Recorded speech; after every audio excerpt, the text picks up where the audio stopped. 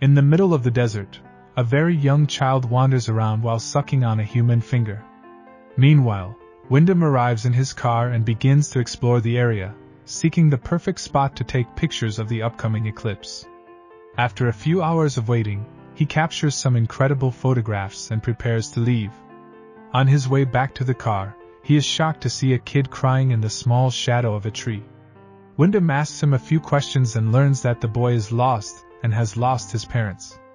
He volunteers to help the boy find them, but when he helps him up, he notices the boy's hand is extremely dirty.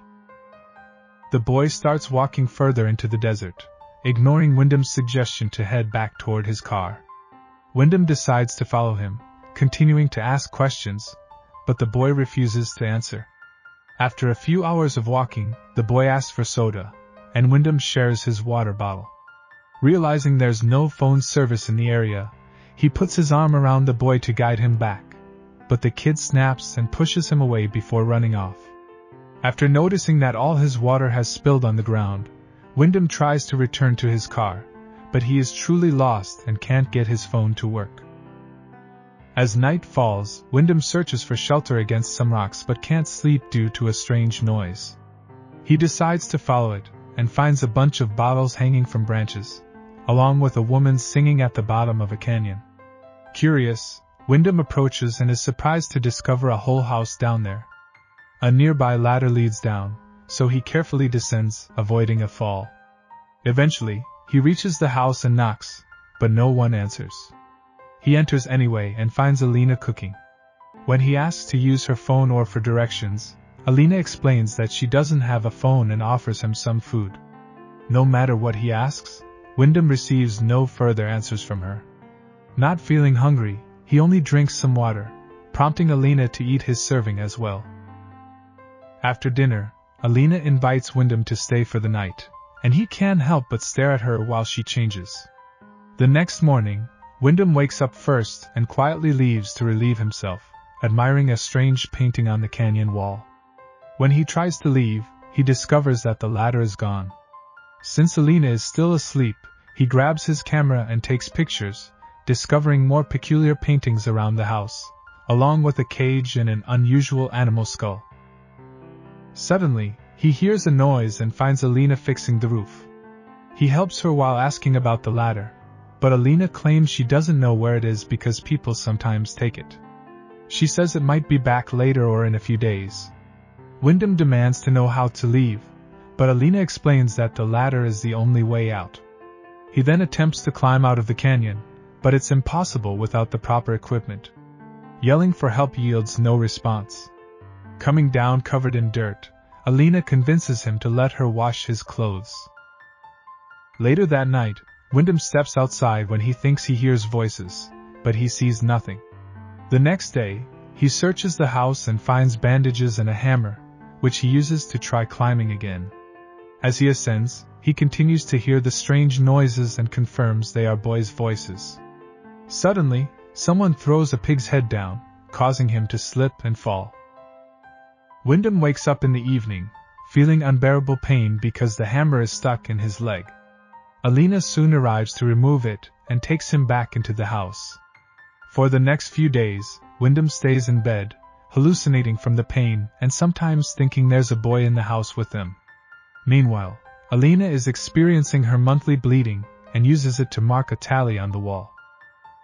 When Wyndham finally feels better, he discovers he has developed a limp and can no longer climb. He goes outside to yell for help, but the boys ignore him, prompting a rant about his need to return to normal life while asking Alina to do something. She doesn't answer his questions, only saying she can take care of him. Just then, a few boys appear at the top of the canyon, and Wyndham begs for help.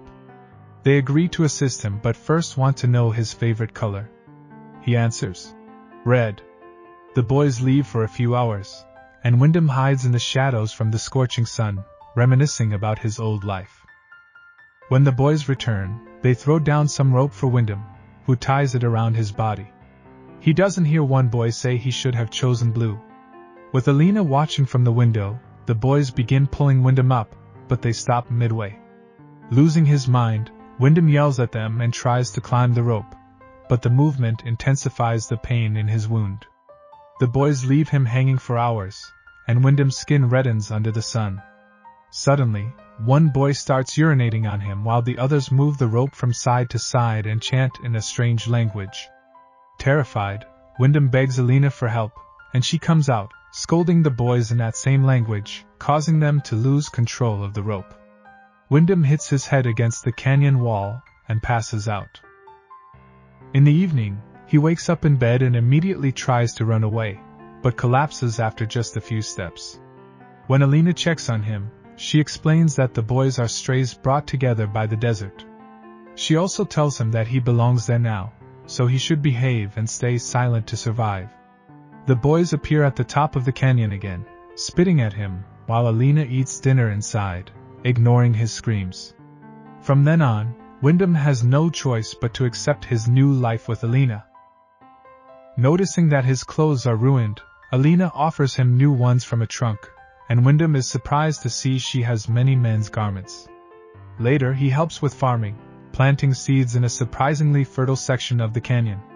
He is interrupted by one of the boys, who sends down a box of items, which Alina quickly takes inside. When Wyndham asks where they found it, she says it doesn't matter and lets him keep a bottle of whiskey. As the days pass, Wyndham grows frustrated because Alina only talks when necessary and doesn't engage in actual conversation. When he complains, she tells him he's drunk enough and prevents him from grabbing the bottle again. That night, he hears the boys making noise outside and runs out, ignoring Alina's warnings. He grabs an axe for protection and searches the area, eventually finding one of the boys dressed as a woman while the others laugh nearby. They distract Wyndham so the cross-dressing boy can tackle him to the ground and lick his face, calling him derogatory names. Wyndham manages to push him off and runs back into the house, demanding an explanation. A nervous Alina tells him he's scaring her, but Wyndham continues to yell before taking the bottle to keep drinking. When Alina tries to send him to bed, he refuses, asserting that he isn't just a boy who takes orders, he's a real man. Alina agrees he's a man and proceeds to undress. After washing her body, she embraces Wyndham and comforts him until they engage in intimate relations. She doesn't seem to enjoy it, and the boys' chanting can still be heard outside. A few weeks later, Wyndham is pleased to see the plants growing. While farming, a boy named Lepus appears and asks about the process. Wyndham teaches him several things and offers to tell him more in the future. Lepus thanks him by throwing some candy, promising to find soda next time. After Lepus leaves, Wyndham keeps farming and is surprised to find a ring and some keys in the soil. In the evening, Wyndham asks Alina about an old picture on the wall. She explains that the woman isn't her mother, it's the first mother, and she doesn't know much about her. Alina then announces that she's pregnant but doesn't expect Wyndham to be a father. Furious, Wyndham accuses her of planning it all and refuses to let a baby grow up in this environment, calling Alina an inbred halfwit.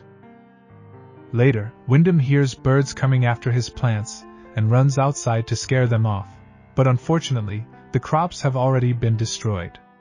Alina joins him, and they work together to salvage what they can. That night, Wyndham can't sleep because Alina keeps singing outside. One morning, while running around the canyon to stay fit, he suddenly sees a plane fly by. However, he doesn't bother to yell, knowing they won't see or hear him. At that moment, Lepus shows up and apologizes for not getting soda. Wyndham is eager to teach him anyway and wonders if the boy doesn't want to leave, but Lepus explains they aren't allowed to leave the palace. Refusing to give up, Wyndham tells him that Alina is pregnant and that they could leave together to form a family. Lepus agrees to come back and help after the other boys fall asleep. Alina overhears this and is touched by their words. They are interrupted by one of the boys, who takes Lepus away. In the afternoon, Alina cleans Wyndham's wound, which slowly opens to reveal an eye. However, this is just a dream. During dinner, Alina surprises Wyndham with some questions about the outside world. Wyndham tells her what freedom is like and explains what a cheeseburger is. He admits that if he leaves, he would miss the silence they share. In return, he asks her about her life. Alina shares that mother told her they live in the desert because